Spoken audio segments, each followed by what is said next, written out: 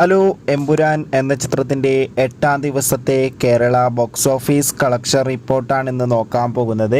വീഡിയോയ്ക്ക് മുൻപ് video like ചെയ്യുക, ചാനൽ സബ്സ്ക്രൈബ് ചെയ്യുക.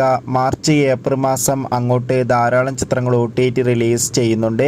നമ്മുടെ ചാനൽ ഭാഗം പരിശോധിച്ചാൽ നിങ്ങൾക്ക് ആ വീഡിയോയ്ക്ക് കാണാൻ വേണ്ടി സാധിക്കുന്നതായിരിക്കും.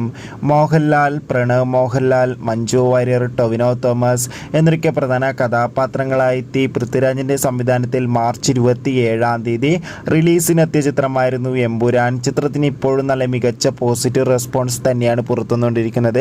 അതുകൊണ്ട് തന്നെ എല്ലാ സിനിമാ പ്രേമികളും ഒരേപോലെ എമ്പുരാൻ എന്ന ചിത്രത്തിൻ്റെ ഓരോ ദിവസത്തെ ഓരോ കളക്ഷൻ റിപ്പോർട്ടും അറിയാൻ വേണ്ടി ഏറെ ആകാംക്ഷയോടെയാണ് കാത്തിരിക്കുന്നത്.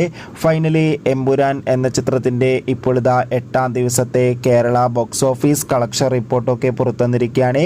ഇന്നലെ മികച്ചൊരു ബുക്കിംഗ് ആയിരുന്നു കേരളത്തിൽ നടന്നത്. അതുകൊണ്ട് തന്നെ ഇന്നലെ 8ാം ദിവസം മാത്രം 8 കോടിക്കടുത്ത് വരെ കേരള കളക്ഷൻ നേടിയെടുക്കാൻ വേണ്ടി സാധിക്കും.